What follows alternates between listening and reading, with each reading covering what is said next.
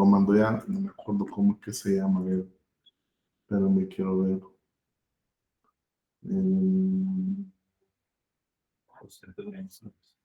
José Antonio González, dice aquí el director de la escuela. Aquí está. Sí, está. Vamos a ponerlo aquí. José Antonio.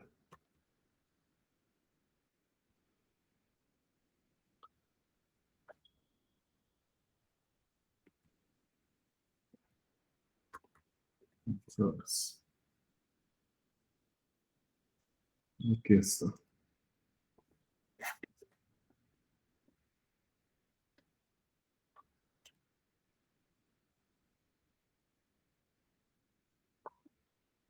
Se llama José Antonio González, cabrón. José Antonio González Díaz. Entonces él se va a estar comunicando con ustedes, con algunos de ustedes para ese evento, para hacer la entrevista con ustedes. El chamaco este va a tener una presentación el miércoles 14 de mayo a las 7 p.m. Se llama Economía de los Datos, Inteligencia Artificial y Ciberseguridad. La otra semana, o sea, el miércoles va a estar en el webinar. Creo que en el Facebook están dando publicidad de ese webinar. Yo voy a vamos a dar una presentación. Bueno, aquí está Ever también, que necesito después que se quede, que necesito hablar con él, para ver unos asuntos sobre la comunicación sordos-ciegos. Y porque también nosotros vamos a dar una pequeña disertación sobre el uso de la inteligencia artificial, aplicándolo para la comunicación sordos-ciegos. Entonces yo también tengo uno para el día lunes. Todos tenemos así un par de eventos, y el chamaco González, José Antonio, va a tener uno el miércoles a las 7 p.m., a las 7 de la noche lo va a dar él. Entonces, él es el que va a estar haciendo va a estar convocando a unas reuniones para entrevistas. Puede ser que sea en línea, o puede ser que les mande un documento para que lo llenen, para que ustedes expresen cómo están utilizando ustedes la inteligencia artificial en sus diferentes materias. Y así. ¿Ok? ¿Preguntas?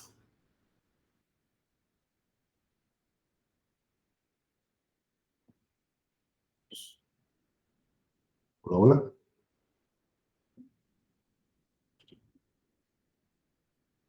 No hay.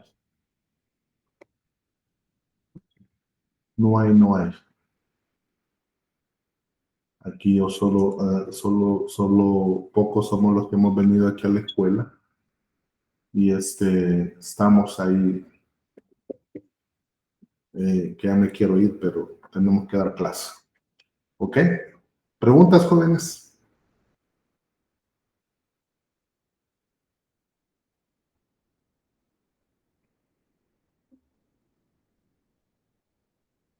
A mí se me olvidó preguntarles el lunes cómo estuvo el examen. A mí ya tenía que darle la solución, pero no la he sacado. Rudy está sacando una solución, yo estoy sacando otra. Y se me había olvidado. ¿Cómo sintieron la evaluación, jóvenes? Vamos a dar este punto así para como catarsis. ¿Cómo sintieron ustedes el examen? De todas formas, eso lo iba a preguntar ahí en presencial ya la otra semana. Espero que lo hagamos de manera presencial. Yo necesito ver cómo trabajamos con las defensas. Ya voy a ver cómo distribuyo. Se me ha olvidado también. No importa que yo les ponga las defensas, jóvenes, por ejemplo, el día martes o Bueno, es que también hay laboratorios, ¿no? Tengo que ubicarme bien yo.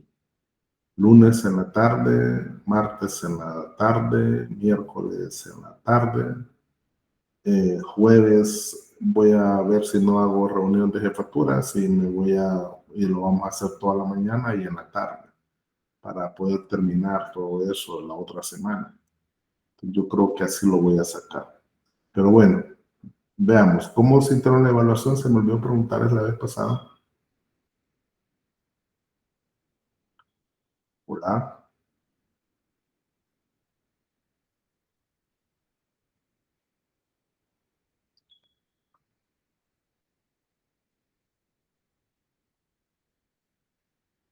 no hay, no hay comentarios.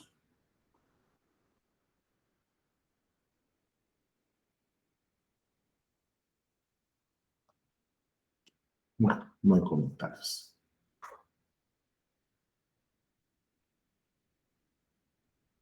No hay comentarios, pues. Ingeniero, yo solo tenía una duda. Hola. Como dijo, disculpe, Buenas tardes, yo tenía una duda con respecto al parcial. sí, Es que fíjese que unos compañeros me comentaron que los que estuvieron, que usted los cuidó, que teníamos que hacer un dibujo del diagrama de entidad relación. un modelo de interrelación, sí. Ah, es que a nosotros no se nos explicó. Bueno, más bien nosotros pensábamos que solo íbamos a utilizar el Power Designer. Bueno, en clase, así en clase, yo les ponía el ejemplo, hacíamos el modelo de entidad relación, y después eso lo pasábamos a un modelo relacional. Sí, ¿verdad? ¿Sí o no? Y en el examen creo que decía modelo de entidad relación. ¿Sí o no? Sí, sí, decía crear un MER, ajá, pero creo que nos confundimos entonces. Ah, porque yo eso es lo que tengo aquí. Quiero ver. Parcial 2, 25. No es parcial 1. Examen 2025. Turno 1. Parcial. Y aquí dice,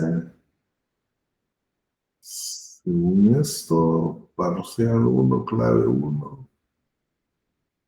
Dice, cree un MER, dice ahí, y un modelo físico de base de datos a través de Power Designer y genera el script para un sistema gestor de bases de datos Postgres SQL clave 1. Y en el otro, genera el script para un sistema gestor de ese, dice, cree un MER y un modelo físico de base. O sea, para crear el modelo físico, usted tenía que haber creado el MER y puesto en el Power Design con un modelo relacional. Y después generar el script, que eso lo genera la herramienta, eso ahí no habría problema. Pero así estaba, o sea, ahí en el ejercicio así decía, pero no sé ahí. Jacqueline, ¿verdad? Sí, sí, bueno, fue error entonces, al no comprender bien el enunciado. Bueno, vamos a ver qué medidas tomamos ahí con Rudy. Vamos a ver que dependiendo qué nos, porque en la rúbrica vamos a poner el MER y vamos a poner el script. Y para hacer el script tuvieron que haber hecho un número de tablas definidas, o sea, en base al enunciado. O sea, eso sí es pertinente. ¿Ok? Ok, ingeniero, gracias. Bueno, vaya. Bueno, como ya no hay consultas, yo aquí les pregunto a ustedes primero para estar haciendo esto. no hay consultas, entonces venimos y vamos a agarrar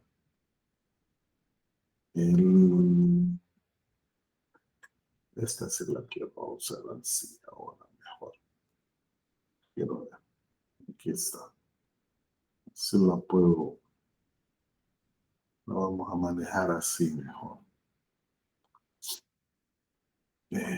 Aquí.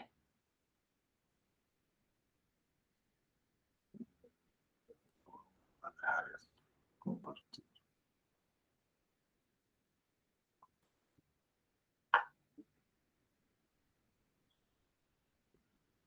Ok, creo que están viendo esta pantalla, ¿verdad? Sí, ¿verdad? Bueno. Sí. Acordémonos como estábamos hablando la vez pasada para poder costear un software. O sea, nosotros pasada estábamos, creo que con ustedes hemos empezado a ver, voy a poner este otro. Este no me gusta. Hemos empezado a ver para poder estimar los software en los cuales vamos a estar trabajando. O el cual vamos a desarrollar. En su caso, hace que ustedes están en el proyecto, ustedes tienen que estimar cuánto les va a costar ese software que van a realizar. Entre comillas, lo vamos a realizar bajo una herramienta en particular, bajo ciertos requerimientos que se han establecido, bajo ciertos procesos que hemos estado trabajando o que se han solicitado en las reuniones y lo que nosotros hemos investigado sobre cada uno de los tópicos. Entonces, tenemos que determinar, lo ideal sería determinar el tiempo que nos vamos a tardar y los recursos y las personas que van a estar involucradas en eso, que es a la larga lo que vamos a llegar en determinar una estimación. Pero como nosotros, cuando lo hacemos empíricamente, así como estábamos hablando la vez pasada, lo hacemos en base a experiencia, lo hacemos en base a que si un proyecto es similar que otro, en base a similitudes, en base a un historial. Hacemos nuestros proyectos en base a eso, no en base a unas métricas. Entonces, por lo general, estas métricas, IFPUC, NESMA, es una organización de Holanda, que casi la mayoría de empresas de software a nivel mundial se han visto en aquella problemática de costear el software y estimarlo lo más posible en base a lo que se ejecuta realmente. Entonces, casi la mayoría de empresas va costeando, va costeando en base a experiencias, así. Pero vino Nesma, una empresa holandesa, y dijo, bueno, vamos a poner nosotros un estándar. Y lo pusieron a nivel internacional. Entonces lo aceptaron casi todas las empresas a nivel mundial, aceptaron esa norma. Y dijeron, va, sí, me parece cómo lo están haciendo. Entonces, en una de esas, el IFPUC, que es en base a puntos de función, se empezó a evaluar todos estos aspectos. Todos estos aspectos que tenemos aquí. Datos derivados o qué es lo que afecta el comportamiento del sistema. La frontera de la aplicación. Acuérdense, este es el enfoque de sistema. Ya ustedes ya saben cómo trabajar un enfoque de sistema, ya saben que tengo una entrada, un proceso, una salida, tengo una frontera, tengo un medio ambiente y ya saben ustedes que la mayoría de aspectos que se trabajan se hacen en base a un enfoque de sistema. Entonces, este enfoque de sistema aquí nosotros podemos delimitarlo. para poder empezar a identificar cómo vamos a estimar el software aplicando esta métrica. Entonces, archivos lógicos internos, archivos de interfaces externas. Entonces, aquí tenemos, cuando tenemos archivos lógicos internos, nos referimos a los archivos que nosotros vamos a estar manejando internamente en el sistema. Y todo lo que viene de afuera, cómo lo va a estar alimentando. Cada uno de estos, esta institución creó estas nomenclaturas ILF, EIF, EI, eh, interfaces externas, consultas externas, y así se empezó a ver cómo se determinaba cada uno de estos componentes. Entonces, también se delimitó la frontera, o sea, se delimita el sistema, porque si no, entonces nos saldría mucho más tiempo, mucho recurso casi infinito. Y acuérdense que los sistemas no tienen recursos infinitos.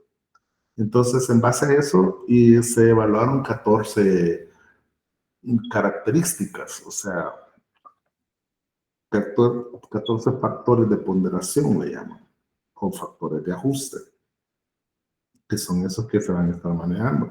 Pero también para determinar cuántos puntos de función tengo o me genera mi proyecto, yo tengo que ajustar, tengo que tener un sistema ajustado para eso.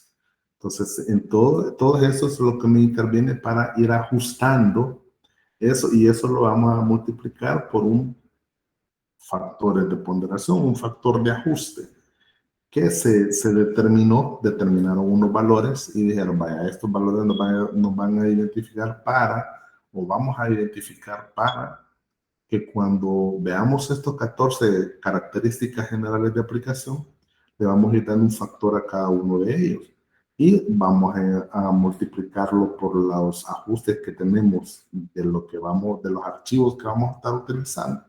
Y en base a eso se aplicó la métrica, se empezó a aplicar la métrica. Entonces, cuando estandarizamos, cuando aplicamos la norma, hay estos factores de ajuste. Si se fijan que hay 2, 4, 6, 8, 10, 12, 14 factores de ajuste. Dentro de estos 14 factores de ajuste, nosotros tenemos que ir evaluando la comunicación que hay de los datos, el procesamiento distribuido, si este procesamiento lo vamos a estar haciendo en diferentes equipos, si va a ser cuál es la información, cómo va llegando a nuestro computador, va llegando de maneras serie. Casi nunca llega algo de manera paralela, pero podemos simularlo de manera paralela y llevarlo al procesamiento normal. Entonces, consideraciones de mejoras, de performance que vamos a tener en el sistema. Configuración operacional altamente utilizada, cómo esto lo vamos a manejar. Entrada de datos, si vamos a tener entrada de datos en línea o si solo lo vamos a calcularlo. Acuérdense, la mayoría de campos, algunos campos son introducidos y otros campos son generados. Entonces, otros datos son generados y así vamos a ir viendo. Actualización en línea, respaldo y recuperaciones. O sea, si tenemos una actualización en línea directa o si lo hacemos por medio de respaldo o si recuperamos esa información cada cierto tiempo. Entonces, a eso se les va dando una ponderación. Un procesamiento interno complejo.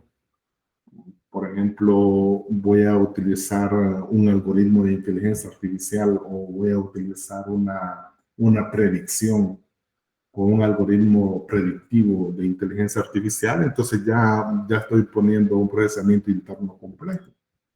Entonces, las veces que voy a hacer esas transacciones, lo que decían, ustedes cada vez que consultan su expediente, Entonces vemos cuántas transacciones se van realizando cada vez que hacemos consulta o hacemos petición. Entonces, tasas de transacción. Si eso lo vamos, si el código que tengo o lo que estoy generando lo voy a estar reutilizando. Eh, si nuestro sistema es fácil de instalar. A veces les decimos, miren, necesitamos un manual, ¿no? O sea, lo que yo les decía, estábamos viendo con los aspectos de las virtuales. Eh, en las virtuales nosotros todavía hemos visto de que se nos dificulta que ustedes estén viendo ya hicimos una prueba con el DAS, aquí lo tengo, creo que DAS, aquí está. Nosotros ya hicimos una prueba con el DAS, eh, este, y ya vimos de que al crear algunas instancias, nosotros creamos, aquí nos da para ir creando las instancias. Entonces, cuando estamos elaborando las instancias que vamos a estar trabajando, que vamos a estar utilizando, el problema es nuestro objetivo, ¿cuál era con estas instancias? Crearles una instancia a cada uno de ustedes. Nuestro objetivo era que ustedes desde afuera instalaran todos los sistemas colaborativos que iban a utilizar en la herramienta, en la materia, todos. Y nosotros solo estar monitoreando. Pero el problema es de que esto solo se puede hacer interno dentro de la universidad. O sea, solo aquí en la universidad. Pero nosotros, nuestro objetivo era que ustedes lo hicieran de afuera. Entonces, al hacerlo de afuera, ustedes podían acceder a su virtual, ese era nuestro objetivo, pero a la larga nos dijeron, no, miren, no es así. Entonces nosotros cuando empezamos a crear esto, creamos una y la quisimos ver desde afuera, o sea, y aquí internamente a mí me sale bien, pero por ejemplo, queremos hacer algo así como esto, este es el CIAN, el Centro de Investigación de Aplicaciones Nucleares. Es el CIAN. Aquí este sí nosotros lo podemos monitorear desde fuera. Y también internamente. Entonces nosotros decimos, miren, nosotros queremos esto porque los estudiantes necesitamos de que hagan eso. Que tengamos esa facilidad. Entonces tenemos esta problemática. Pues como nosotros aquí estamos interviniendo para hacer nuestro sistema normal, nuestro sistema que estamos queriendo manejar, entonces aquí la facilidad, la reusabilidad, el uso de múltiples sitios, facilitar el cambio, a nosotros se nos hizo muy difícil hacerlo de esa manera. Entonces, pero si nuestro sistema no hubiera funcionado, entonces tendríamos que aplicarle una ponderación a todos estos 14 factores de ajuste y decir, vaya, miren, yo voy a utilizar, en este momento yo solo puedo decir, sí, bueno, yo utilizo estos que están en colorcito aquí, son los que voy a utilizar de estos factores. Entonces, cuando ya tenemos nosotros eso establecido, previo, a que cuando yo ya identifiqué los factores de ajuste que van a tener sus valores, los valores pertinentes para mi sistema, entonces, previo a esto, nosotros tenemos que tener como 5 factores adicionales. Pero los puntos de función no ajustados a lo que yo he elegido aquí, nosotros elegimos esos que están en rosado. Entonces, de esto que está en rosado, nosotros tenemos que ver ¿Cuáles son los no ajustados? Es la estimación inicial del tamaño del software. El estándar IFUG reúne las funciones en dos grupos, fíjense bien. Dice función de datos y funciones de transacción. Las funciones de datos es lo que él le llama archivos lógicos internos, los ILF. Las funciones de datos. Las funciones de datos representan la funcionalidad provista al usuario que satisface los requerimientos de datos, tanto internos como externos. Entonces, los primeros son los archivos lógicos internos. Es con lo que yo voy a estar manejando. Estos archivos lógicos internos y estos archivos de interfaces externas, nosotros los vamos a manejar en estas cuántas tasas de transacciones voy a tener de archivos internos, cuánta reusabilidad voy a tener de los archivos externos que voy a estar manejando y así sucesivamente. Entonces nosotros tenemos que ir viendo esos aspectos, esos puntos para poder ser ajustados. También las funciones de las transacciones, las entradas externas, salidas externas y consultas externas. Yo necesito hacer una consulta externa, por ejemplo, si mi sistema va, aquí como les decía yo la vez pasada, Rui hizo un módulo que agarraba la información que traía al banco, a la universidad, de toda la gente que había pagado en la universidad y él lo ponía en ese módulo y ahí ya tenía una consulta externa y ese módulo extraía los datos y lo pasaba al sistema nuestro. Previo a que ese módulo al banco se le dio un formato en particular de cómo tenía que proporcionar la información. Eso se hizo hace como más de 10, 14 años por ahí. Se hizo como hace como 10 años fue que se hizo ese modulito. Un judío lo dirigió ese proyecto. Entonces, desde aquí empezamos a ver ese tipo de consultas externas en las cuales nosotros vamos a manejar. Entonces, se tiene que evaluar esto. Cuando ya tenemos nosotros esta evaluación, cuando ya identificamos los factores de ajuste que le vamos a aplicar estos valores, estos funciones, puntos de funciones no ajustados, para esto yo tengo que definir 5 aspectos. Por eso dice aquí, antes de empezar se tiene que definir algunos términos. Por ejemplo, identificable, ¿cuándo es identificable por el usuario? Nosotros eso sí lo tenemos que ir anotando ahí y decir, bueno, ¿cuándo un dato o un procedimiento o un registro va a ser identificable por el usuario?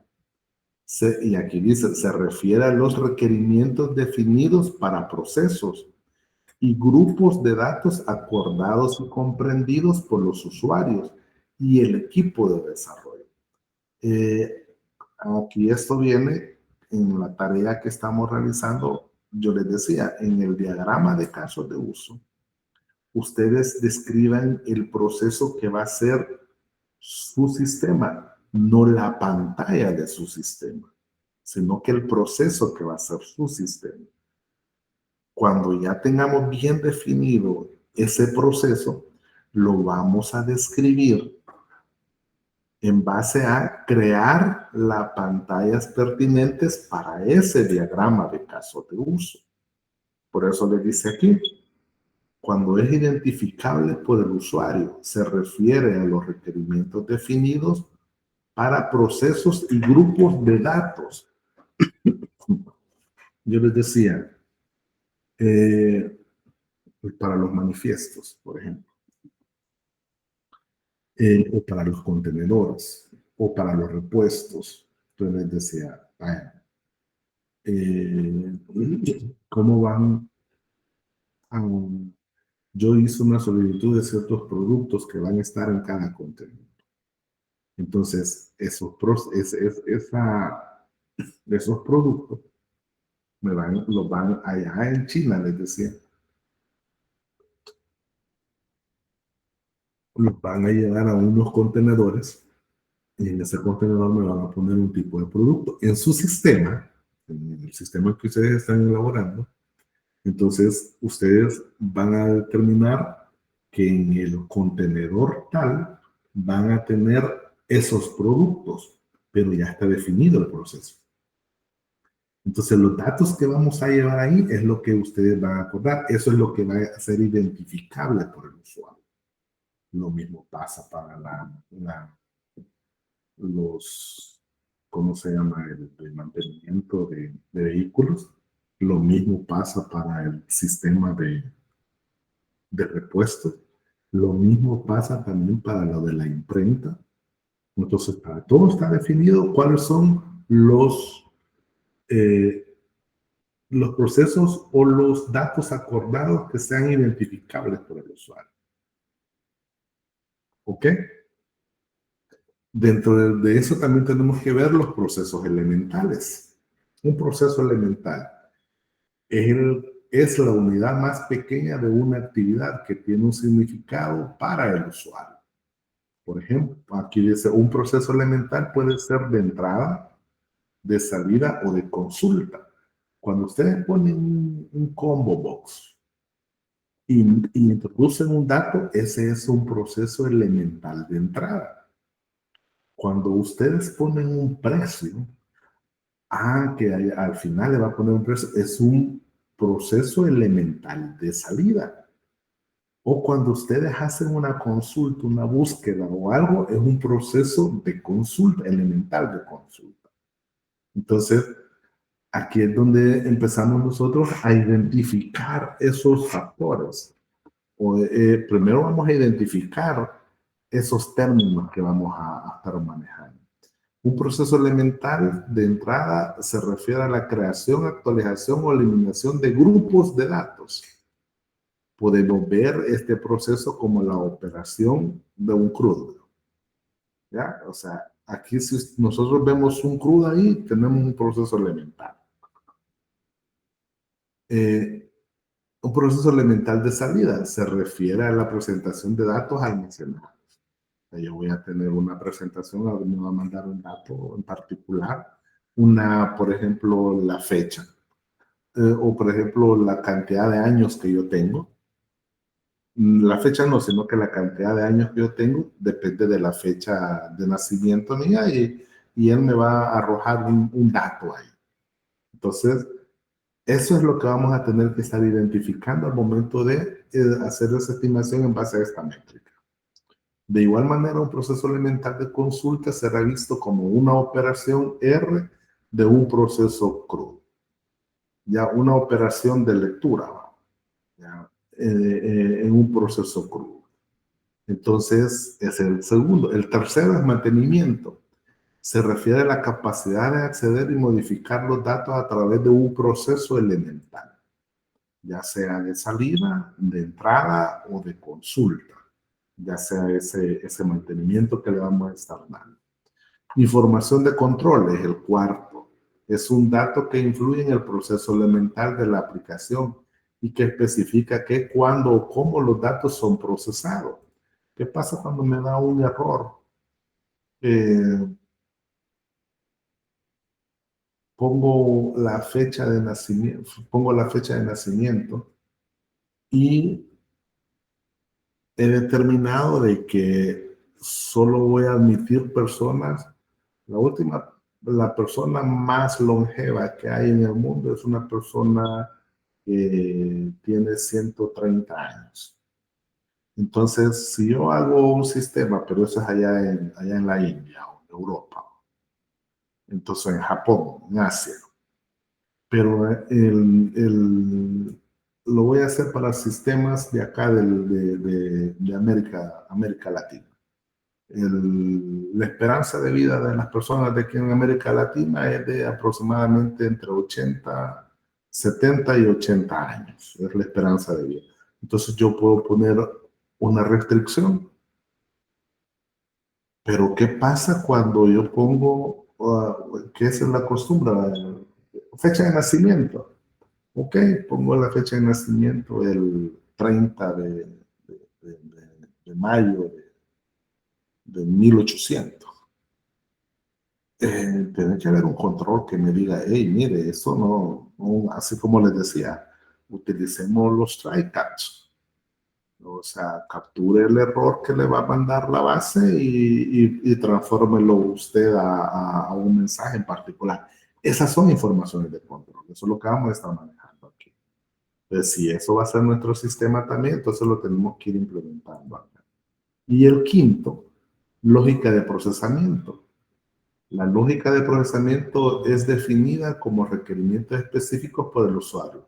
Para contemplar un proceso elemental, estos requerimientos pueden incluir validaciones, fórmulas matemáticas, conversiones de datos, filtrado de datos, condiciones para aplicar las reglas del negocio, la actualización de uno o más archivos lógicos internos, referencia a uno o más archivos lógicos internos o interfaces externas y el retorno de información de control. Fíjense todo lo que tenemos que evaluar antes de o para determinar los valores que le vamos a estar asignando a los diferentes aspectos de funciones no ajustadas en nuestra métrica.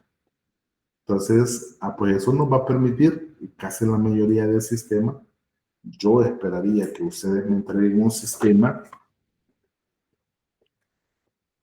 que esté validado, por ejemplo. Que todos los datos estén validados. Si voy a introducir datos numéricos, bueno, solo numéricos. No me va a... Bueno, hasta ya hay funciones. Ahí agarran al ChatGPT y le ponen, mira, cuáles son las funciones en Python para que solo capture caracteres.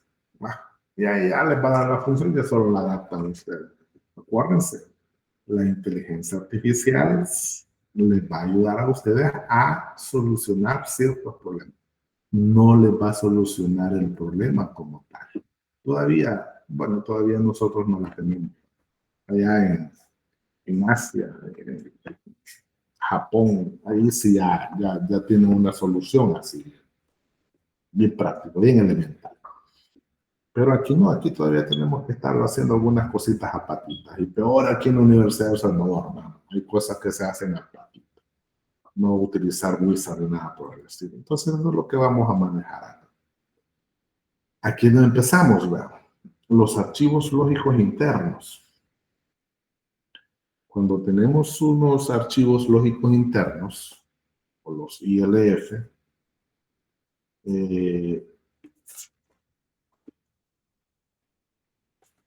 aquí tengo algo. Cuando tenemos los archivos lógicos internos, es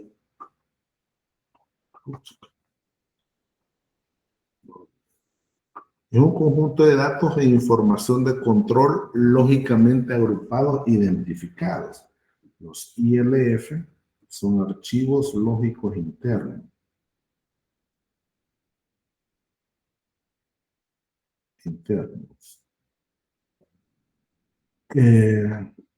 Información de control de aplicación.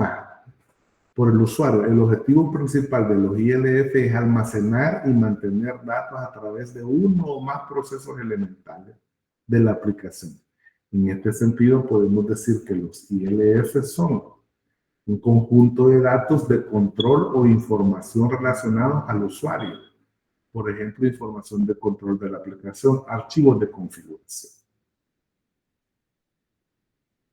Si nosotros cuando estamos viendo el sistema, vemos de que es necesario mantener unos 3 archivos de configuración de diferentes zonas, entonces yo ya estoy aplicando un archivo lógico interno. Ya voy a decir, mi sistema necesita archivos lógicos internos. Entonces ya tengo un valor. Eso tiene una ponderación, eso tiene una tablita que me va diciendo a mí, mire, los archivos lógicos internos, los vamos a poner, va a tener un valor específico. Entonces, como ya identifiqué cuáles son los archivos de configuración que voy a estar manejando, entonces ya vamos a decir, vamos a ver si eso es simple, medio o complejo. Entonces, el conjunto de datos administrados a través de un proceso elemental, por ejemplo, tablas de bases de datos relacionales, archivos planos, reposiciones de almacenamiento de datos. Entonces, si yo ya voy a manejar tablas, ya tengo un archivo lógico interno. Ya, si yo voy a manejar archivos planos, si ya tengo una estructura, por ejemplo, que me guarda una información y esa estructura solo la voy a ir a sacar y la voy a ir a almacenar en algo, ya tengo otro archivo lógico interno. Entonces, solo falta definir qué tipo de datos vamos a estar manejando en esos archivos lógicos internos. Los datos manejados por el sistema constan de los siguientes: un det, que este es un tipo de elemento de registro. Un tipo de elemento de registro. Elemento de registro. Aquí lo estoy anotando, sepa lo vamos a seguir ocupando. Es un campo único y no repetible reconocido por el usuario. Ese es un det. También vamos a utilizar unos ret. Los ret son tipos de elemento de registro.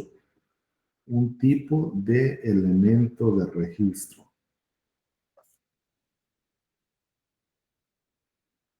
El otro es un tipo de elemento de datos. El otro. Sí. De dato.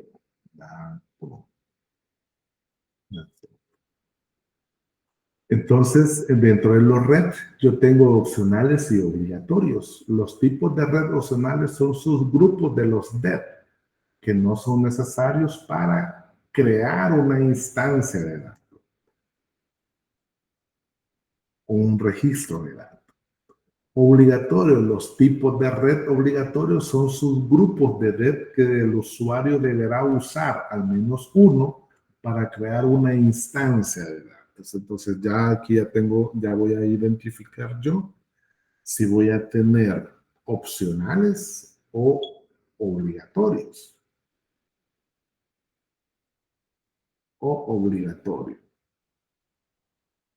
Entonces tengo que identificar esto. Después, para calcular esos reds y esos det, la complejidad usaremos usaremos la cantidad de los det que contenga una relación a los red usando la siguiente tabla.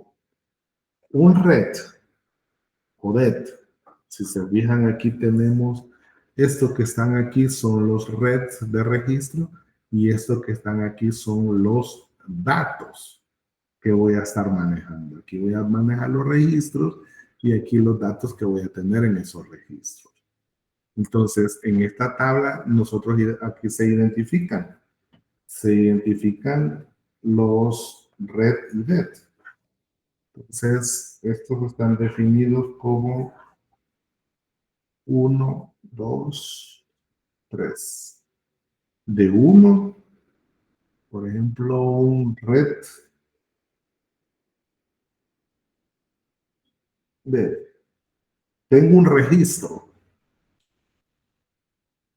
Tengo un tipo de elemento de registro, un red. Pero ese tipo de elemento de registro tiene del 1 al 19 datos. O sea, tengo un tipo de elemento de datos, o sea, que yo voy a estar manejando de 1 a 19 tipos de datos. ¿Ya? Tipo de elemento dato. Entonces, esto se va a considerar simple. Si yo voy a tener un registro, pero yo voy a tener de 20 a 50 tipos de datos, tipos de elemento dato, entonces esto se va a considerar simple. Pero si yo tengo un registro y yo tengo más de 51 datos, esto es considerado complejo.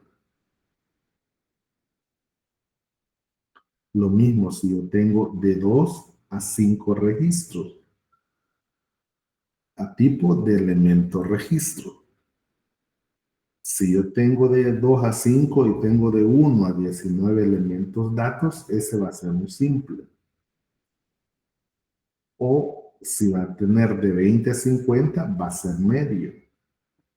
O si voy a tener arriba de 51, va a ser complejo.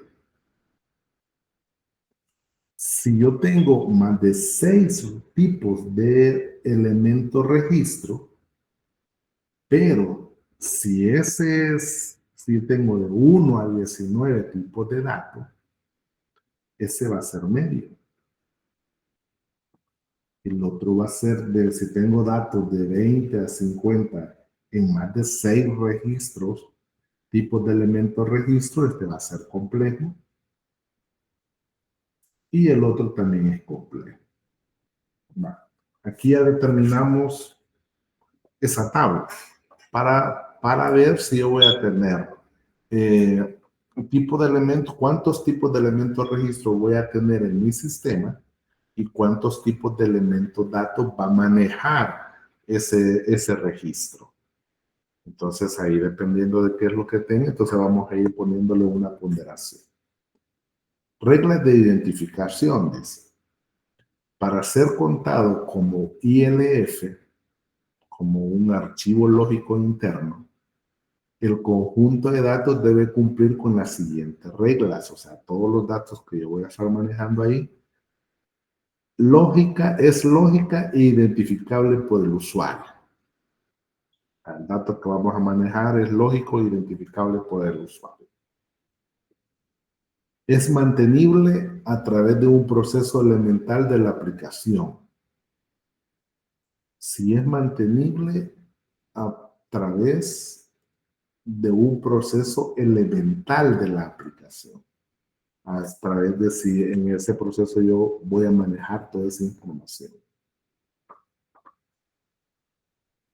Ese es lo que me da para los ILF. Ahora viene para los archivos de interfaces externas.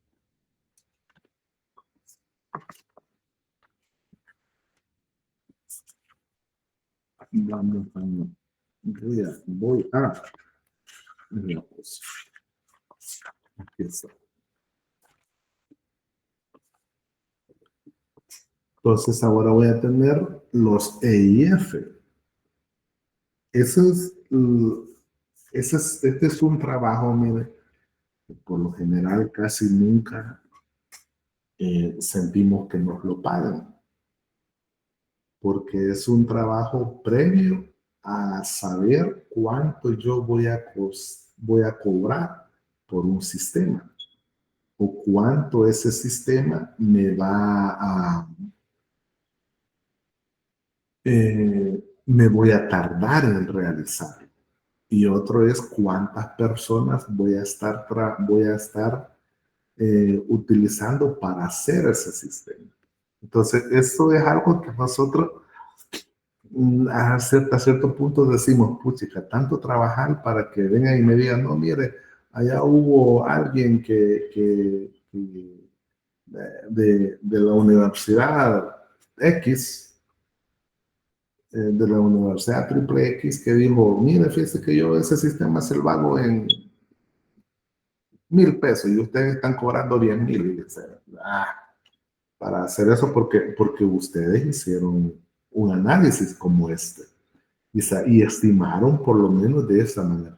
El otro lo hizo así, no, este sistemita, así como muchos cometemos el error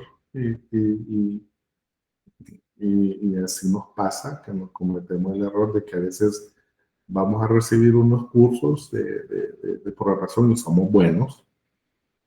Y cuando ponemos un sistemita, lo vemos el enunciado y decimos, no, este me lo he hecho en una mañana.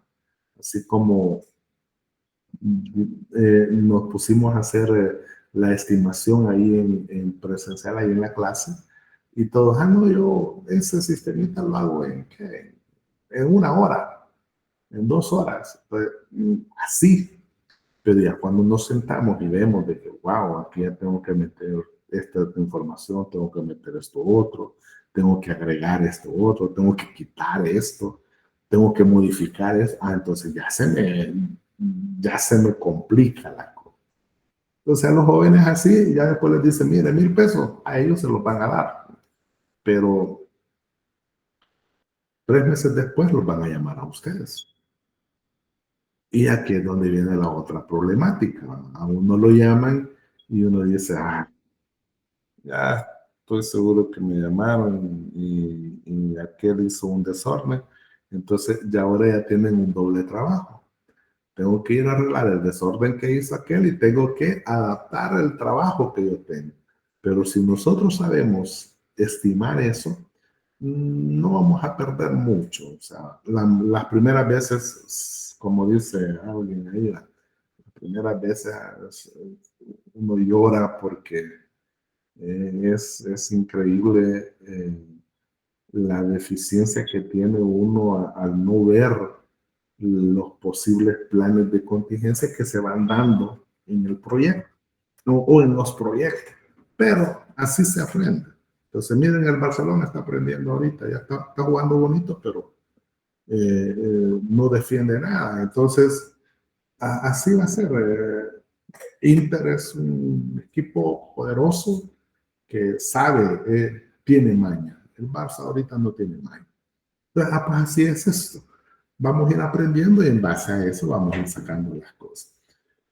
Un archivo de interfaz externa es un conjunto de datos e información de control identificables por el usuario, lógicamente agrupados, referenciados por la aplicación, pero mantenido desde otra aplicación que está fuera de los límites de la aplicación que deseamos estimar.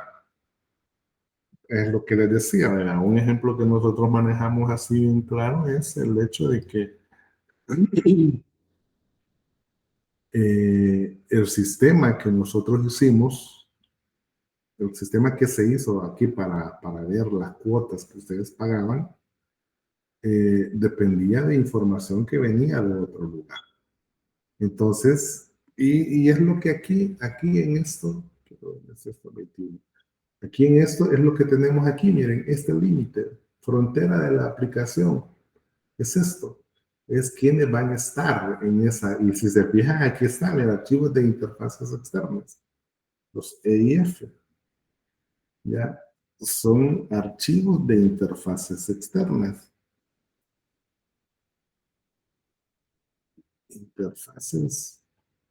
Interfaz externa. Si se fijan, está en el límite, en la frontera de la aplicación. ¿Por qué? Porque hay parte de lo que voy a estar utilizando acá y otra parte que viene de aquí afuera. Entonces, eso es lo que me permite a mí ver los archivos de interfaz externa. Pero mantenido desde otra aplicación. Los EIF son utilizados para transmitir o recuperar información procedente de otros sistemas, cintas, discos, gestores de comunicación, etc. Entonces, los archivos de interfaz externas, a este lo voy a quitar. Para los de la línea lo estaba poniendo. Los archivos de interfaz externa, por ejemplo, el objetivo principal de eso es mantener la referencia a los datos a través de uno o más procesos elementales de la aplicación. La tabla de complejidad de los EIF es la misma que la usada para los archivos de interfaz, archivos lógicos internos. Entonces, es la misma.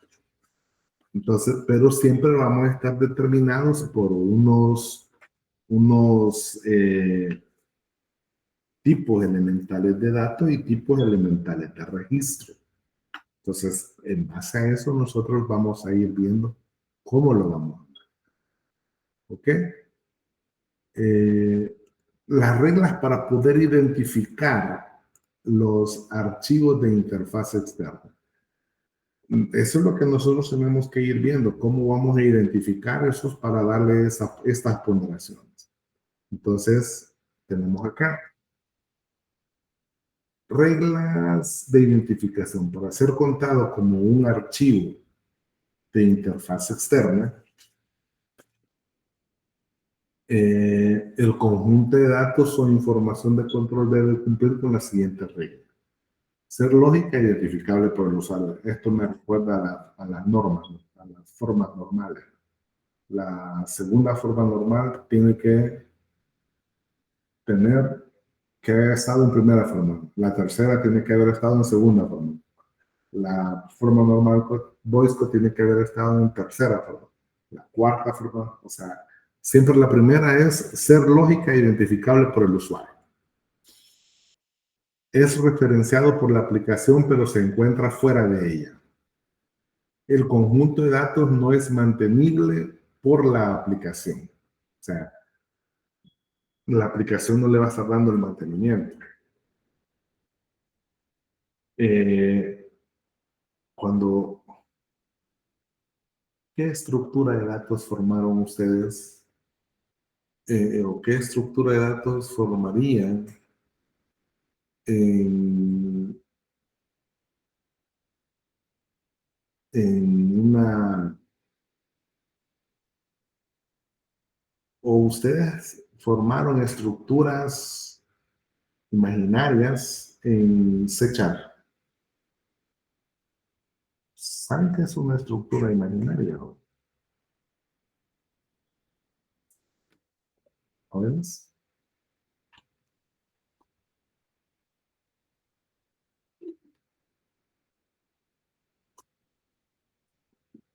Hola, hola.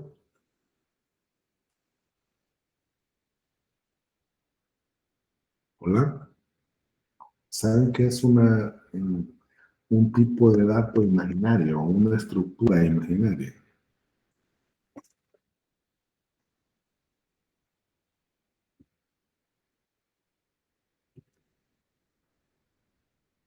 Hola.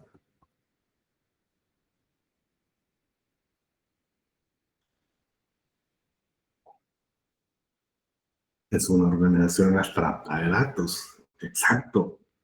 Y si, por ejemplo, ¿qué estructura abstracta formaría yo para el pago que hacen ustedes en, aquí a la universidad?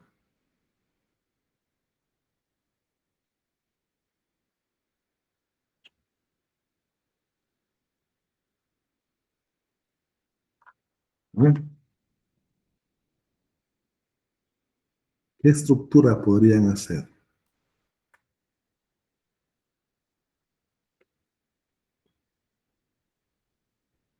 Hola,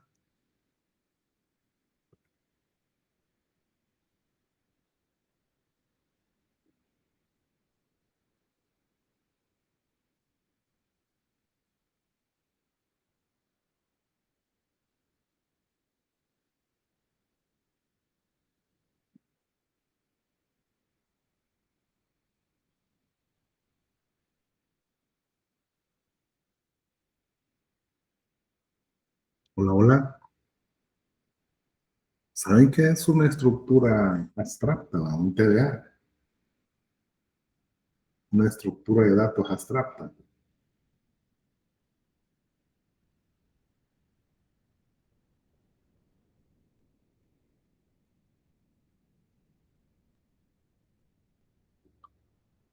O sea, imagínense que nosotros le decimos bueno, eso pasó, aquí se le dijo al banco, mire, bajo esta estructura quiero que me manden los datos. Y se creó una estructura abstracta. Pero cuando mandaban los datos, a veces esa estructura allá la modificaban. Entonces, ¿qué pasa cuando se modifica allá en el banco? Según la regla de identificación para los archivos de interfaz externa, no voy a cumplir esta regla que dice aquí. Esta que dice aquí, no la voy a cumplir. ¿Por qué no la voy a cumplir? Bueno, sí la voy a cumplir, porque los datos de mantenibilidad no lo voy a hacer yo en mi aplicación, pero sí tengo que ver que la estructura que ellos me mandan ha sido modificada. Entonces, aquí es donde empezamos a ver, identificar nosotros el comportamiento que va a tener nuestro sistema para poder estimar bien eso. Si no, no voy a poder estimarlo bien. ¿Ok? Eh, si los archivos lógicos internos en otra aplicación, si es un archivo lógico interno en otra aplicación, es lo que, si allá me mandaron una estructura que el archivo lógico que trae viene de otra estructura de ellos, ahí yo no la puedo hacer funcionar aquí. Entonces me cambia el esquema. Entonces, la otra que me dice para identificar los DEP en los ILF y en los EIF. Estas son las reglas para identificar los tipos de elemento dato y los tipos de elemento registro. Primero los DEP. Para los DEP, que es el tipo de elemento dato en los archivos lógicos internos y en los archivos de interfaces externas, que son estos dos. Entonces, debe contarse como un DEP cada campo identificable por el usuario y único, no repetido, que es mantenido o devuelto en un ILF o en un archivo lógico interno o en archivo de interfaz externa, a través de la ejecución de un proceso elemental. Entonces, tengo que identificar eso para poderlo contar, que no se repita y que sea mantenido por los archivos lógicos internos o por los archivos de interfaz externa. Debe contarse como DET cada pieza de datos requerido por el usuario para establecer una relación con otro, o sea, las llaves foráneas. Aquí se refiere a las llaves primarias y aquí se refiere a las llaves foráneas. Ok, preguntas, jóvenes. Jóvenes. Hola.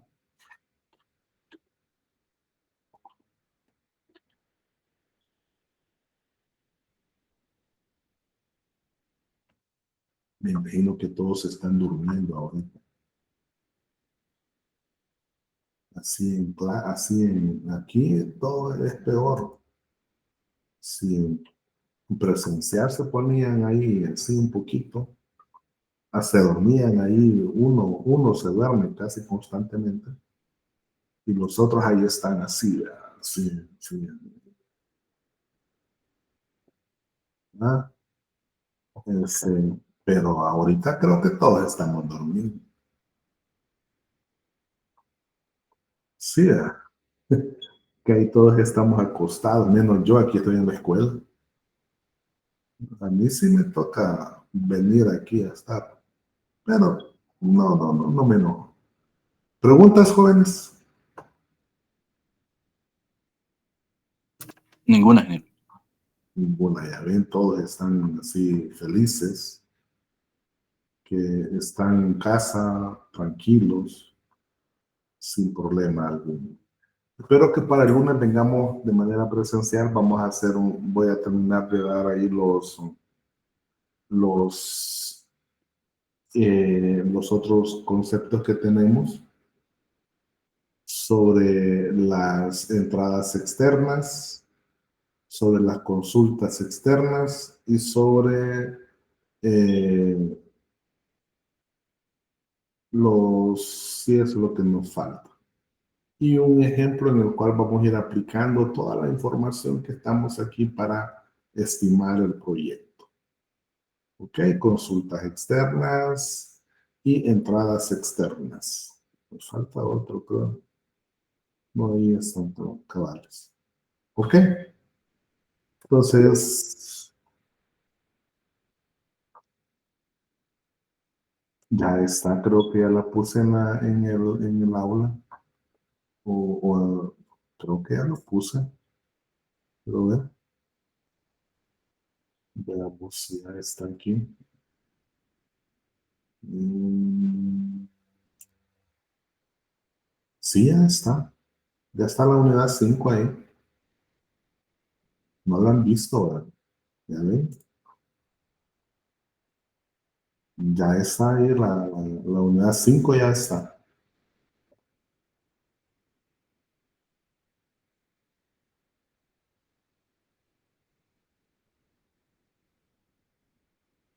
Este, la defensa, 30 minutos vamos a tener. Nos vamos a empezar el lunes. Ya voy a poner la distribución de las defensas. Espero que ya para el lunes quiten la cosa de dar las clases en línea, porque si no, nos vamos a ir atrasando ahí. Vamos a empezar el lunes. Espero terminarla el día jueves. Y ya con las observaciones pertinentes para que ustedes empiecen a trabajar ya con el sistema. Aunque ya a estas alturas ya tendrían que tener ya el cascarón, ya por lo menos irlo programando, ya de su sistema. No sé todavía, fíjense, no he terminado de calificar y tengo que ver las notas de Rudy también. Posiblemente a él, pero todavía no sé. ¿Ok? ¿Estamos jóvenes? Entonces así estamos. No se preocupen, yo voy a publicar en el aula las horarios de defensa. Van a empezar el lunes, eso sí. Vamos a empezar el lunes a la 1 de la tarde. Iba a empezar en la mañana, pero tengo un detalle con el webinar en la mañana, el día lunes, entonces voy a estar ahí, no porque hubiésemos empezado el lunes. ¿Ok? Bueno, entonces nos vemos el lunes. Espero que lo veamos acá, presencial. De todas formas, yo ya estoy aquí. Siempre vengo. Yo estoy aquí desde las 9 de la mañana. Entonces, nos podemos ver. Cualquier consulta también, si ustedes pueden venir y necesitan consulta, pueden venir acá y si, aunque estoy calificando ahorita, para poder entregar las notas en el transcurso de la semana. ¿Ok? Bueno, entonces nos vemos el lunes. Cuídense y pasen muy buenas noches. Buenas noches, ingeniero. Buenas noches. Nos Buenas vemos. noches, ingeniero. Buenas noches, ingeniero. Cuídense.